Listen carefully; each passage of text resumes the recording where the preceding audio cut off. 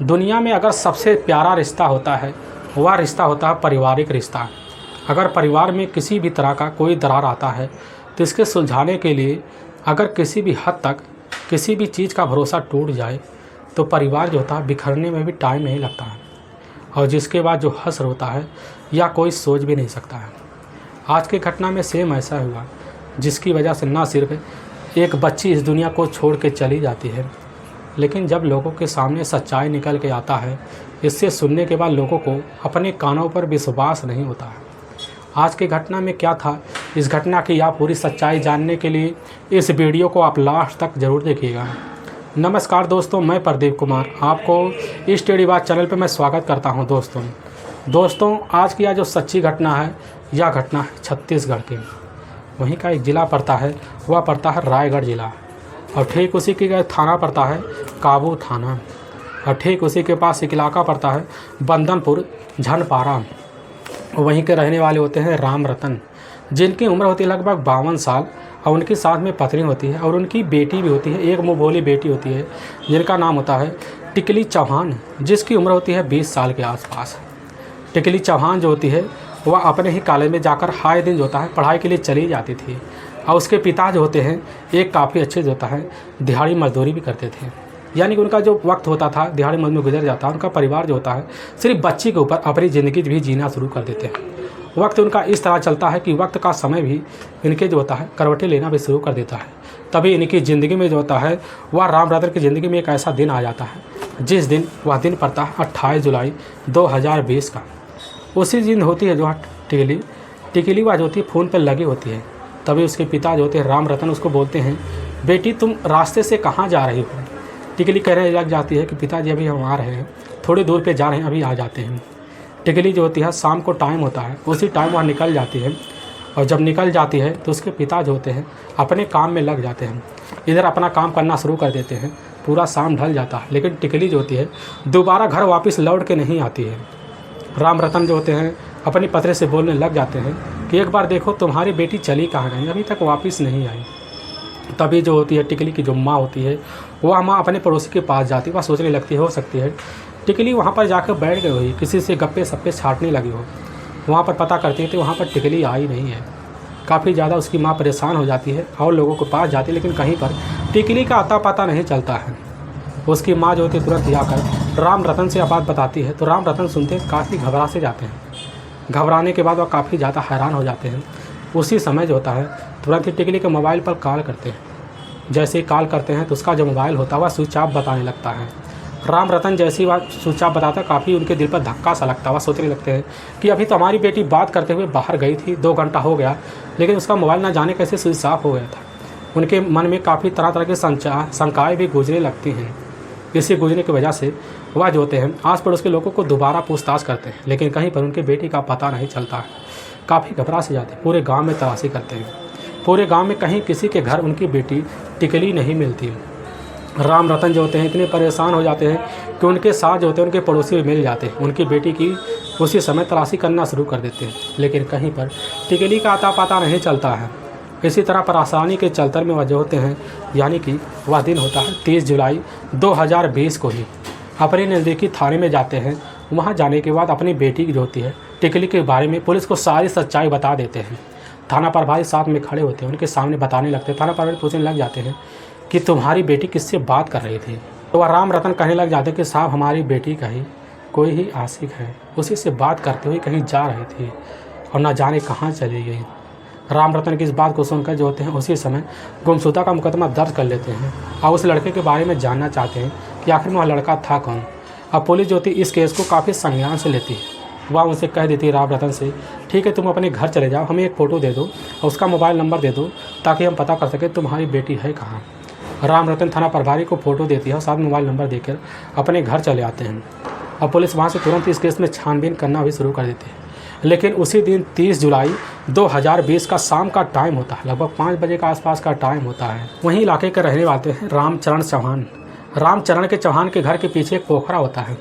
उसी पोखरे में जो होता है एक डेड बॉडी तैर रही होती है। उस डेड बॉडी को जैसे ही वहाँ के लोग देखते हैं तो काफ़ी लोगों का भीड़ इकट्ठा हो जाता है। इकट्ठा होने के बाद जो होता है पूरी बॉडी जो होती फूली होती है, और रामचरण चौधरी जो होते हैं उसी समय वह अपने नज़दीकी थाने में फ़ोन करते हैं। थाना प्रभारी सुनते हैं। काबू पुलिस थाने की टीम को खबर लगता है तो वह तुरंत ही भागते भागते पोखरा के पास पहुंचते हैं और जैसे ही पोखरा के पास पहुंचते हैं तुरंत ही डेड बॉडी को देखते हैं और उसकी पहचान भी कर लेते हैं। उनको पूरा विश्वास हो गया होता है यह डेड बॉडी देखने में लग रही, करकाठी उम्र में देखने में लग रही है, यह तो लग रही है टिकली की है। और जैसे उनको लगने लगता है उस डेड बॉडी को बाहर निकलवाते हैं। देखने में लगती है कि इसके जो होता है शरीर पर काफ़ी ज़्यादा चोट भी है, इसके गले पर चोट है। इसीलिए इसके परिवार की वालों को सूचना जो होता है उसी समय पुलिस जो होती है राम रतन और साथ में उनकी पत्नी और साथ में उनके जो होते घर परिवार और पड़ोस को भी दे देते हैं।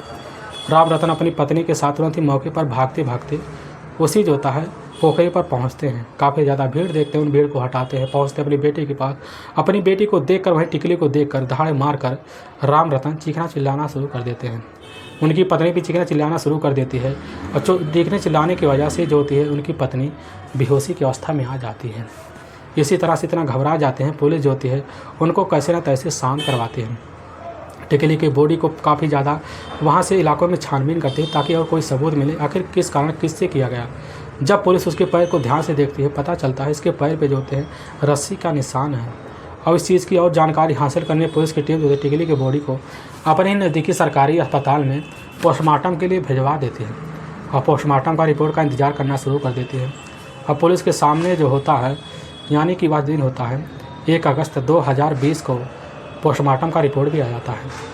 उसी में यह खुलासा भी हो जाता है कि इसका तो पहले सांस फूलने की वजह से ही मौत हुई है और साथ में इसके शरीर पर काफ़ी ज़्यादा गहरे चोट के निशान भी हैं। और पुलिस समझ जाती है कि इसके साथ कोई जातिया दुश्मनी निकाली गई है और पुलिस इस केस को काफ़ी संज्ञान से लेती है।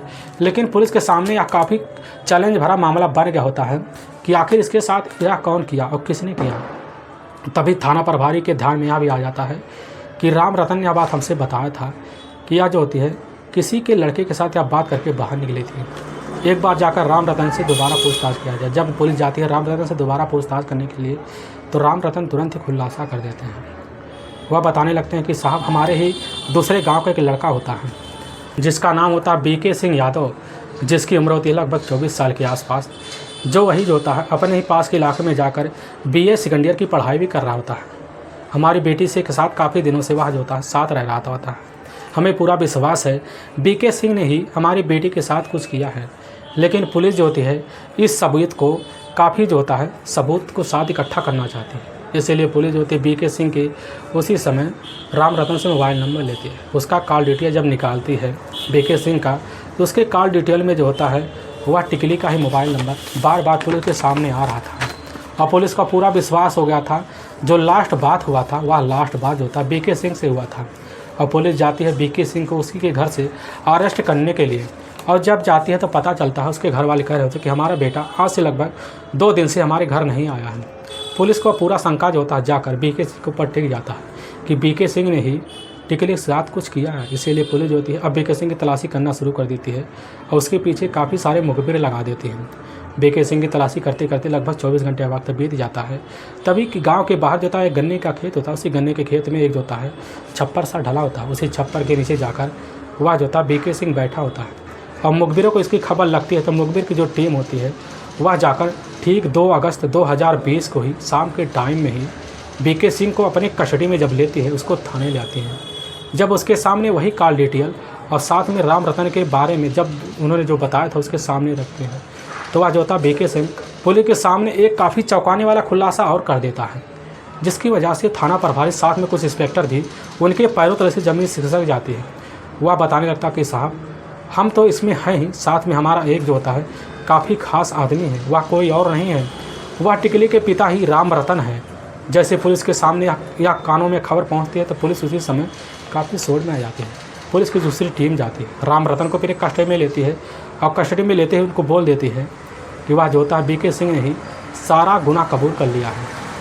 अब राम रतन के चेहरे से वहीं पर रंग उतर गए होते, राम रतन को भी कस्टडी में ले आती है और ले आने के बाद जो होता है जैसे ही बीके सिंह सामने दिखाई देता है राम रतन के जो चेहरा होता है पूरी से उड़ गया होता है और पुलिस उन दोनों से बोलने लग जाती है कि तुम दोनों बता दो अभी के अभी कि तुमने टिकली का जो हत्या किस लिए और किस बिना पर किया। लेकिन पुलिस के जाम ने जो खुलासा करते हैं इसे सुनने के बाद पुलिस की टीम जो होती है काफ़ी हैरान और परेशान हो जाती है। असल में आज होते हैं राम रतन की एक ही अपनी एक इकलौती बेटी होती है, यह होती है टिकली। टिकली जब हाई स्कूल की परीक्षा जो थी पास करके इंटर में दाखिला लेती है, तो इंटर में जो होता है अपने पास के एक कॉलेज में पढ़ने के लिए चली जाती है। वहाँ पढ़ाई होती है उसकी काफ़ी अच्छे से मन लगता है, पढ़ाई भी करना शुरू करती थी, वक्त गुजरने लगता है। लेकिन पढ़ाई के बीच उसकी एक सहेली होती है, वह सहेली होती है दीपिका के साथ जाकर वह दोस्ती बना लेती है। अब जो होती है टिकली और दीपिका की दोस्ती काफ़ी अच्छे से गहरी हो गई थी। टिकली जो होती दीपिका के घर आना जाना शुरू कर देती है। आने जाने की वजह से उसी दीपिका का ही एक दोस्त होता है बीके सिंह से जाकर वह मुलाकात जैसे ही वह होता है उसी समय टिकली से, तो बीके सिंह जैसे एक ही नज़र में देखता है टिकली का दीवाना सा हो जाता है। क्योंकि टिकली जो होती है देखने में काफ़ी खूबसूरत भी, उसका जो चेहरा था काफ़ी कुछ बयां कर रहा था, उसके शरीर उसके जो होते जवाब से दे रहे थे। यानी कि टिकली का देखा जाए तो अपने शादी के दहेज पर पूरी तरह से पहुंच चुकी होती है। अब जैसे वह देखता है बीके सिंह एक नज़र में दीवाने होने के बाद वह टिकली को चाहने लगता है, बस उसे जो होता है मन में मन प्यार इजहार भी कर रहा होता है। तभी एक दिन मौका भी आ जाता है, टिकली जैसे स्कूल के लिए निकल रही होती है तो रास्ते में जो होता है बीके से उसको पकड़ लेता है, उससे जाकर अपनी सारी मन की बात उसके सामने रख देता है। टिकली जो होती है तुरंत ही उसके प्यार को एक्सपेक्ट कर लेती है, वह कहने लगती है कि तुमसे अच्छा लड़का हमें नहीं मिल सकता। हमने तुम्हारे बारे में बहुत कुछ पता किया कि तुम काफ़ी अच्छे से लड़के हो, सिर्फ तुम अपने जो परिवार के पीछे अपनी पालन पोषण में लगे हुए हो। अब जैसे इस बात को बीके सिंह होता है काफ़ी खुश हो जाता है, वह सोचने लगता है कि हमारी जो पत्नी बनेगी वह ये टिकली बनेगी। अब इसीलिए इनका प्यार का जो परवान होता है उसी दिन से चढ़ जाता है। चढ़ने के बाद इन दोनों का प्यार का सिलसिला इतना चढ़ने लगता है कि जब इनका मौका का मिलने का मन करता तो कहीं जाकर सुनसान जगह देकर दोनों मिलकर एक साथ हो जाते हैं। वहीं पर दोनों वक्त गुजारते हैं। वक्त गुजारने के बाद इनका समय भी चलने लगता है, समय बीतने लगता है। तभी इसकी खबर जो होती है या खबर आके टिकली के जो पिता हुए राम रतन के जब कानों में पहुँचती है तो टिकली को बुलाकर जैसे पूछते हैं, टिकली जो होती है वह सामने अपने प्यार के पिता के सामने इजहार भी कर देती है। वह कहने लगती है कि हम तो बीके सिंह से शादी करना चाहते हैं। लेकिन उसके पिता कहने लग जाते कि बेटी वह काफ़ी अमीर ख़ानदान का लड़का है, हम तो काफ़ी नीच खानदान के हैं, तुम्हारे साथ कौन शादी करेगा, तुमको सिर्फ बहला फुसला कर यूज़ कर रहा है। लेकिन टिकली अपने पिता की बात नहीं मानती, वह कहती है कि हमसे बीके सिंह शादी करेगा। लेकिन इधर जैसे बीके सिंह के परिवार वालों को खबर लगता है, परिवार वाले जो होते हैं वह जो होते हैं टिकली से रिश्ता रखने के लिए वह जो होता है बीके सिंह को मना कर देते हैं। बीके सिंह अपने पिता की बात मान लेता है, अपने पिता की इज्जत करता है। इसी वक्त वह जो होता है टिकली से रिश्ता तोड़ देता है। और जब टिकली वह बीके सिंह के पास फ़ोन मिलाती तो उसका कॉल कभी ना कभी किसी बहाने से काट देती है। अब जैसे काटती थी वह काफ़ी समझदार भी थी, वह समझ जाती है कि बीके सिंह हमारा फ़ोन क्यों काट रहा है। इसके बाद जाकर अपने पिता से बताती है तो उसके पिता जो तो कहते हैं बेटी उससे रिश्ता तोड़ दो, तुम्हारे लिए अच्छा नहीं होगा। और इसी बात को लेकर जो होती है टिकली अपने पिता से ही घर में सगड़े तकरार शुरू कर देती है, अपने पिता के सामने ही लड़ जाती थी, जिसकी वजह से उसके पिता उसके ऊपर काफ़ी क्रोध से आ जाते थे। इसी वजह से राम रतन अपनी बेटी का घर में ही पिटाई कर देते थे। लेकिन जो होती टिकली बस अपने पिता की बात मानने वाली, अपनी बात पे सिर्फ अड़ सी गई थी। वह जब भी वह बीके सिंह के प्यार की इजहार करती तो हर बार बीके सिंह मना भी कर देता था। लेकिन तभी जैसे इस बात की खबर बीके सिंह को पता लगता है कि टिकली हमारा पीछा नहीं छोड़ने वाली है, और उसी समय बीके सिंह काफ़ी खतरनाक फैसला लेता है। वह उसी समय एक प्लान बनाता है। वह प्लान को कामयाब करने के लिए 28 जुलाई 2020 का दिन होता है। उसी दिन सुबह का टाइम होता है।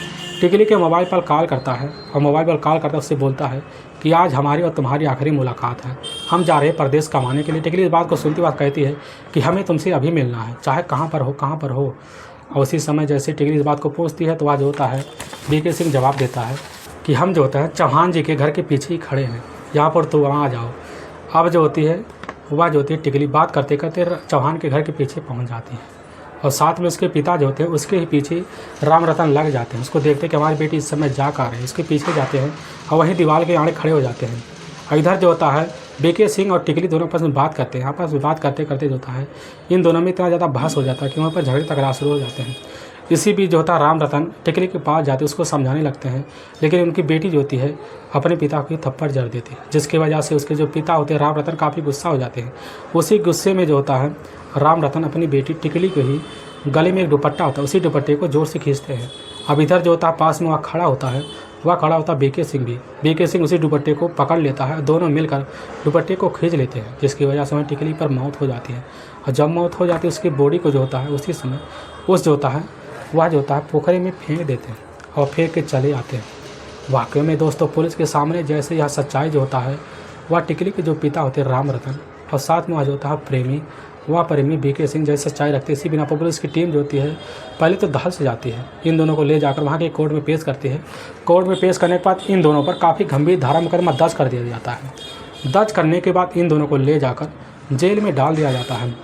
दोस्तों, हमें इस घटना का सुनाने का उद्देश्य हमें किसी को परेशान करना नहीं है और ना ही किसी को दिल को ठेस पहुंचाना है। बस आपको यह बताना है कि आप जहां भी रहें आप सावधान और सतर्क जरूर रहें। दोस्तों, अगर आपको वीडियो पसंद आ रहा है तो इस वीडियो को आप ज़्यादा से ज़्यादा शेयर और सब्सक्राइब ज़रूर करें। दोस्तों, आप इस घटना के बारे में क्या कहना चाहेंगे? आप अपनी राय हमारे इस कमेंट बॉक्स में ज़रूर रख सकते हैं। इसके लिए हम आपके बहुत आभारी रहेंगे। दोस्तों, फिर मिलेंगे एक नए वीडियो के साथ। तब तक के लिए जय हिंद और जय भारत।